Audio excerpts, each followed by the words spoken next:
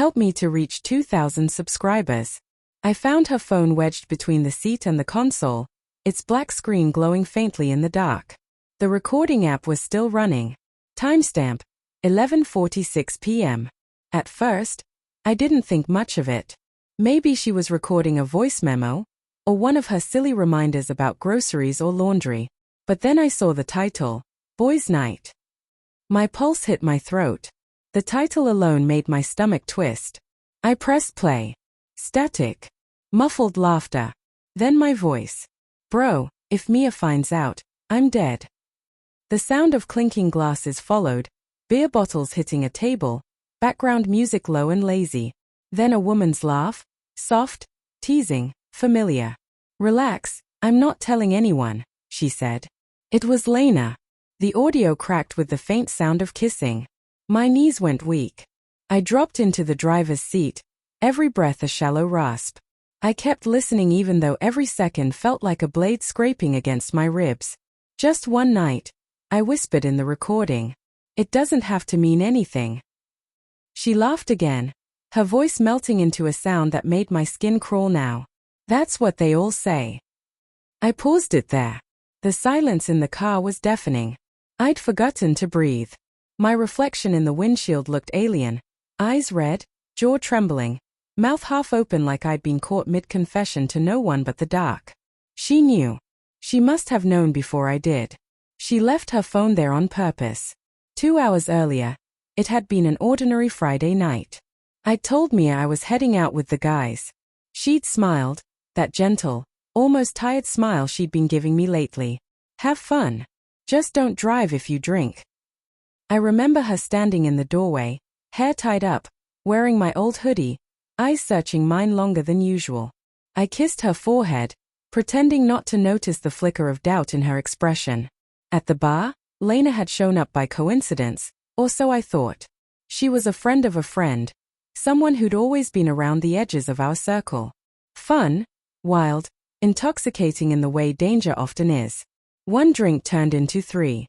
Her hand brushed mine once, then twice, and I didn't move away. The guilt came in waves, but I drowned it with laughter, convincing myself it was harmless. Just a blur. Just a moment. Just one mistake. I never thought she'd record me. Never thought Mia would hear it. The next morning, I came home to silence. Her shoes were gone. Her toothbrush. The faint scent of her perfume still lingered in the hallway, haunting and soft. On the kitchen table sat a note folded neatly beside her wedding ring. I didn't want to believe it. So I let your own words prove it to me. Don't try to find me. The world shrank. I sank onto the floor, clutching the ring, the note trembling in my hands. I'd always thought betrayal was something that happened suddenly, like a crash. But this felt like erosion. Quiet, steady, irreversible. Hours passed before I called her. Straight to voicemail. Mia, please. I don't know what you heard, but it's not what you think. But it was exactly what she thought. The following days bled into each other. The apartment turned hollow.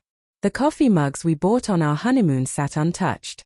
Her favorite blanket still draped across the couch, smelling faintly of lavender and tears.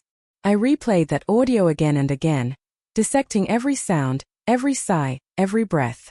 Not because I wanted to, but because I couldn't stop.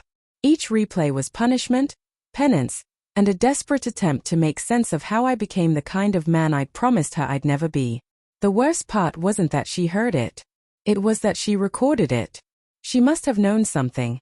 Maybe the way I looked at my phone too long, or how I started coming home later, making excuses about work. Maybe she didn't trust me, or maybe she just needed proof. Either way, she'd caught me in the act of destroying everything we'd built. A week later, I found her car parked outside her sister's house. I waited for hours before knocking.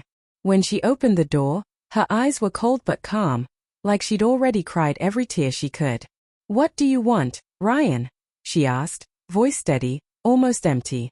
"I just need to explain." "You did," she said quietly. I listened. "Mia, it wasn't real," she interrupted, a bitter smile ghosting her lips. "You said that too, in the recording." I felt my chest cave in. I made a mistake. I was drunk, I wasn't thinking. Stop. She crossed her arms, staring right through me. You were thinking. You just weren't thinking about me. Her words hit harder than any slap could have. She stepped aside, motioning toward the car in the driveway. You know what the worst part is? I didn't leave it there to catch you. I left it because I wanted to trust you again. I wanted proof that I was wrong to doubt you. My mouth went dry. She swallowed hard, blinking fast.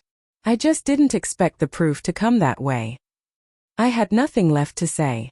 That night, I sat in my car with her phone still in my hand. I hadn't meant to keep it, but I couldn't bring myself to return it either. It was the last thing that connected us. Her voice, her pain, her evidence. I opened the recording one last time. After the laughter and the whispers, after the sound of my own betrayal, there was one final thing I hadn't noticed before. A click. A door opening. Then Mia's voice, faint but steady. I hope you hear this one day. Silence stretched before her next words. I loved you enough to trust you with everything. I just didn't realize that would include the power to break me. And then the sound of her walking away. The door shutting. The recording ended.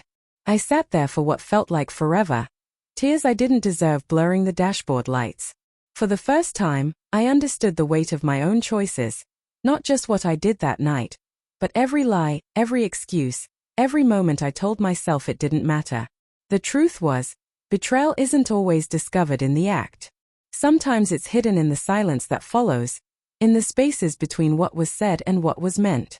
I replayed her last words once more, whispering them into the dark. I loved you enough to trust you. But love, once recorded, doesn't play back the same.